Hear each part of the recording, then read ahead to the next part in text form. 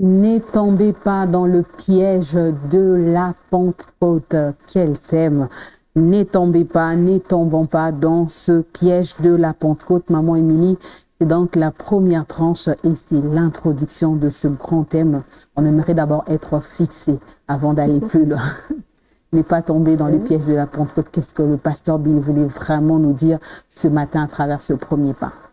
Oui, merci beaucoup, Maman Charlène. Merci pour cette question. Tout à l'heure, on était en train de se dire, ce message, il est un peu compliqué, mais bon, on a compris le gros du message hier. Ne pas tomber dans les pièges de la Pentecôte, comme nous venons de l'entendre de la bouche de pasteur Bill. C'est toutes les considérations là que les enfants de Dieu ont. Ou comment est-ce qu'ils se considèrent après avoir vécu la Pentecôte, bénéficier des bienfaits, si on peut dire comme ça, de la Pentecôte. Ne pas tomber dans les pièges, ce n'est pas tomber dans l'orgueil, ne pas tomber dans l'estime, quand on se surestime par rapport aux autres, qu'on ne puisse pas se surestimer, qu'on ne puisse pas penser qu'on est meilleur par rapport aux autres. Parce que c'est une grande charge que nous avons d'aller faire la mission de Dieu. La Pentecôte, ce n'est pas pour du jeu, ce n'est pas pour penser qu'on est supérieur ou meilleur par rapport aux autres, mais c'est pour la mission. C'est pour la mission, la Pentecôte. Et c'est donc déjà l'introduction qui vient. Et c'est déjà la première partie qui commence dans ce grand thème de Pentecôte. Mais la question qu'on se pose ce matin, Maman Émilie, mais est-ce que on peut ne pas tomber dans ces pièces, il faut l'appeler ainsi, parce que, est-ce que par exemple, parce que c'est parmi les retombées de Pentecôte, les parler en langue, est-ce qu'on va dire que quand on parle en langue, on est tombé dans le piège de la Pentecôte auprès de ceux qui ne parlent pas encore en langue? Mais non, ce n'est pas ce que le pasteur dit. Dire ça, quelqu'un peut le comprendre ainsi. Non, ce n'est pas ce que le pasteur a voulu dire. Si vous avez bien suivi le message, il a dit tout ce que Dieu met à notre disposition, tous les dons qu'il met à notre disposition, même si nous parlons en langue, si nous sommes remplis du Saint-Esprit, baptisés dans le Saint-Esprit, et que nous parlons en langue, ce n'est pas ça le piège de la Pentecôte. Ça, c'est ce que Dieu donne. Mais le piège, c'est ce que nous faisons avec. Ah, d'accord. Comment est-ce qu'on se considère? Parce que tu peux avoir des visions, le Seigneur te parle, tout ce que tu vois se réalise, tu prophétises aux gens. Ce n'est pas ça le piège. Le piège, c'est quoi ton comportement après? Comment est-ce que tu réagis par rapport à ça? C'est ça le piège. Tout ce que Dieu donne est bon. Waouh, oui. Tout ce que Dieu donne est bon. Et donc, bien, vous allez me permettre de prendre aussi la température de l'autre côté. Je signale que nous sommes dans le livre des Actes des Apôtres au premier chapitre, tout au début, du 6e au 8e verset. On va donc se tourner de l'autre côté.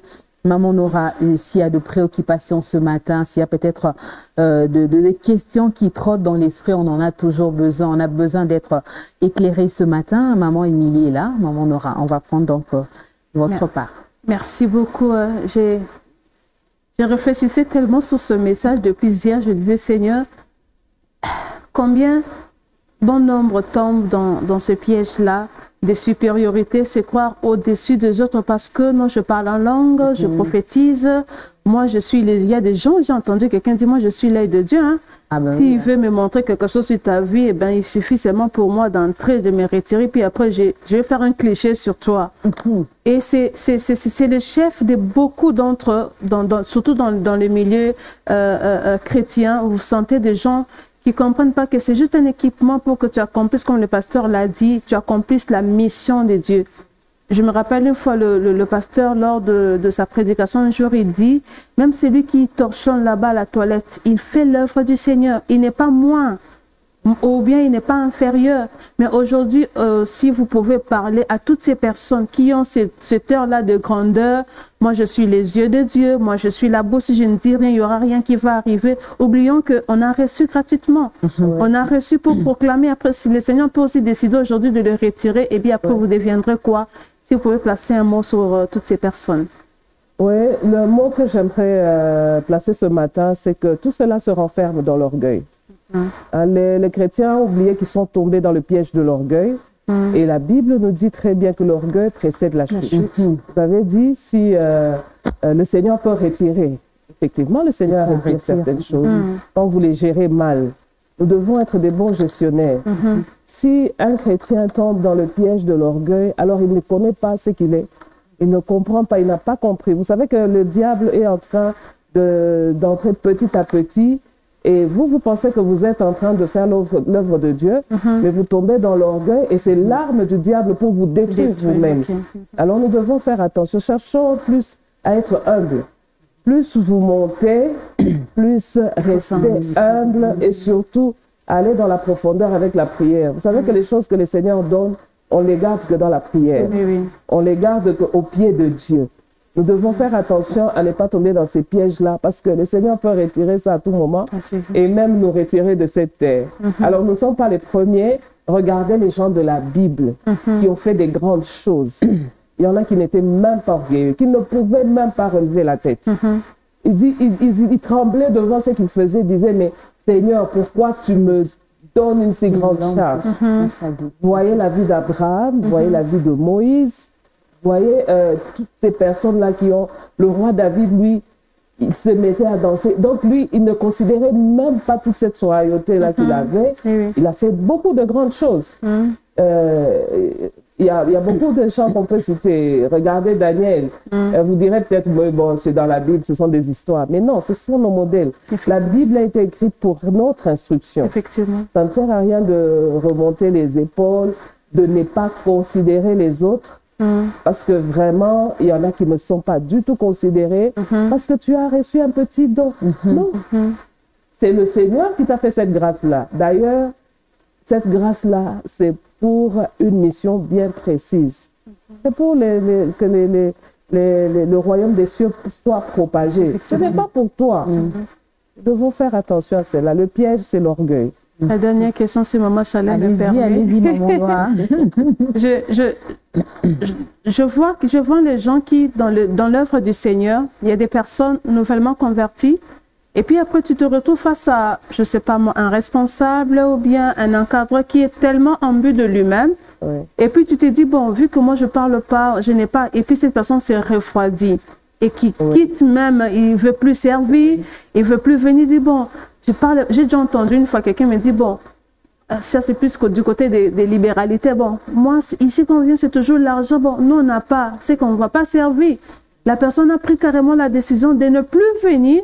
Et pourtant, si au moins les responsables qui, entre guillemets, peut-être ont mal utilisé le langage pour parler à cette personne-là, pouvaient changer. Donc, si je donne cet exemple, c'est juste que vous puissiez parler et aux responsables et à la personne qui s'est refroidie, de façon que cette personne se réveille et comprend que même si je peux me permettre de dire dans rien, on peut même servir le Seigneur avec ce que l'on a.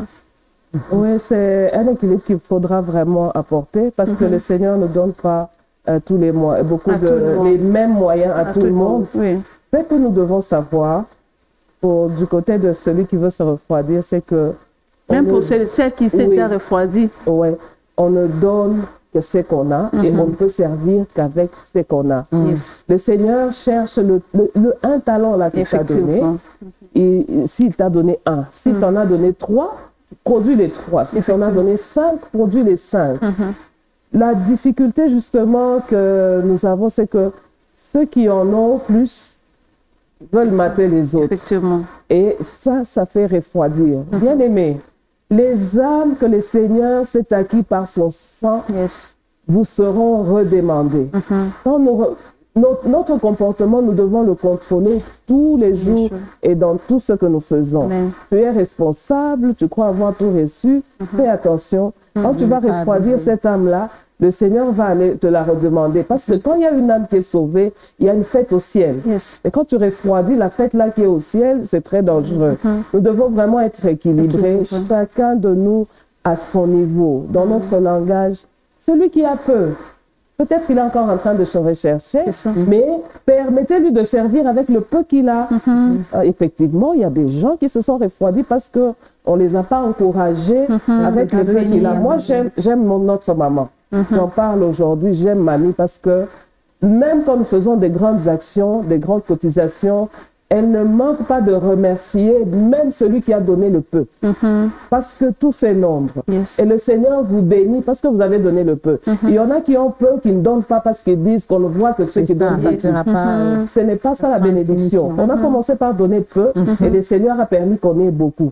Permettez à tous, même celui qui a 1000 francs, 5000, qu'il donne pour qu'il voie aussi la bénédiction. Parce que la bénédiction financière ou matérielle ne vient que quand on donne. Mais quand vous refroidissez celle-là, il va vous dire, vous pouvez donner, moi je n'en ai pas, parce que nous, vous ne nous considérez pas. Il faut que tout le monde puisse donner selon ses moyens. Alors ne refroidissons pas les autres. Waouh! Merci beaucoup, maman Nora. Il y a encore de préoccupations? Non, ça va. Et donc, puisque nous ne sommes qu'au début de ce pas, j'aimerais que maman Émilie, qu'on s'arrête là, mais qu'on sorte avec quelque chose comment je vais dire, de plus consistant ce matin pour quelqu'un qui nous regarde ce matin, qui s'est dit, mais comment faire pour ne pas tomber dans ces pièges? Parce que il s'est dit, ben, je fais de mon mieux, mais je sens que je commence à aller dans cette direction-là. Comment je fais pour m'en sortir? Comment faire? Est-ce qu'il y a une astuce? Est-ce qu'il y a une manière de faire pour ne pas tomber dans le piège? Alors, on va conclure avec Oui, la manière de faire, c'est de toujours se remettre à Dieu lui-même et se remettre toujours en question. Vous savez, la nature humaine, elle est comme ça. L'homme aime qu'on l'applaudisse, qu'on puisse parler de lui. C'est dans la nature de l'homme. Mais nous, enfants de Dieu, nous devons transcender cette nature-là. Nous devons devenir plus spirituels. Alors, pour devenir spirituel, il faut toujours rentrer au pied de celui qui a donné cela. Si vous sentez, vous sentirez que vous êtes devenu orgueilleux. Dites, Seigneur, je suis devenu orgueilleux. Brise-moi. Acceptons le brisement de Dieu. Acceptons de demander à Dieu d'être humble. Restons humbles. Qu'est-ce qu'il faut faire? Il faut rester humble, mais surtout être dans la prière. Parce que quand vous priez, déjà, le Seigneur est en train de couper toutes ces ailes-là qui veulent naître, tout ça. Mais il y a des gens qui ont reçu quelque chose de la part de Dieu. Et maintenant, c'est eux qui ont la chose. Ils ne cherchent plus la face de Dieu dans la prière. Il a la chose. Alors là, c'est la chair qui commence à agir. Et quand on retourne toujours au pied de Dieu, même ceux qui en ont, ne vous en faites pas, ils retournent toujours au pied de Dieu. Ils retournent toujours. Il retourne toujours parce qu'il faut encore se ressourcer et se ressourcer. Quand vous allez vous ressourcer, c'est alors que le Seigneur met même cette humilité-là en vous. Restons humbles. Parce que le Seigneur peut retirer ça à tout moment. À tout moment. Merci beaucoup, maman Émilie. Avec vous, on va donc prier pour toutes ces personnes qui sont déjà tombées dans le piège et qui le savaient, mais qui sont déjà dedans.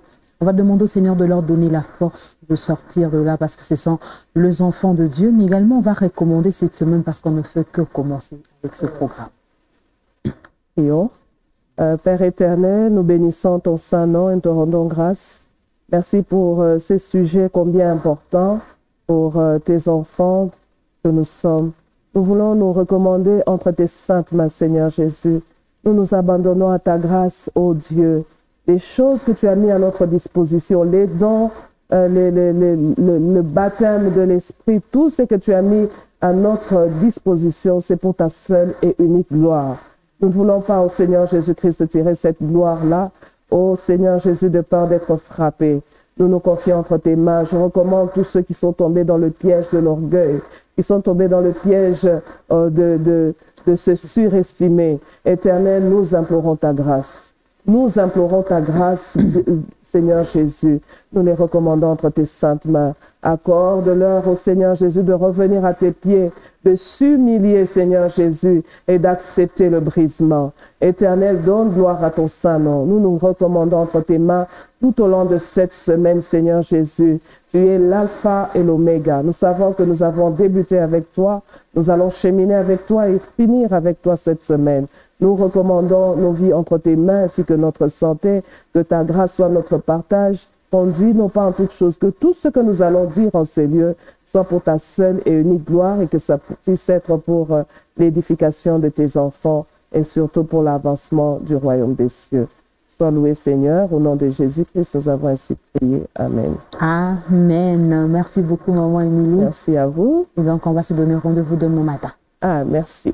Et donc, en attendant, on vous souhaite de passer une excellente journée et un bon début de semaine. Merci beaucoup. Merci beaucoup, maman Émilie. On va donc quitter ce registre, nous prenons déjà la pensée qui arrive. Je l'ai dit à l'entame de cette antenne, on va aller mollo, mollo, mais par mais, question pour nous de bien savourer et de goûter chaque repas que la table du déjeuner spirituel ce matin nous propose. Nous prenons donc la pensée et on se retrouve à la haute table tout de suite.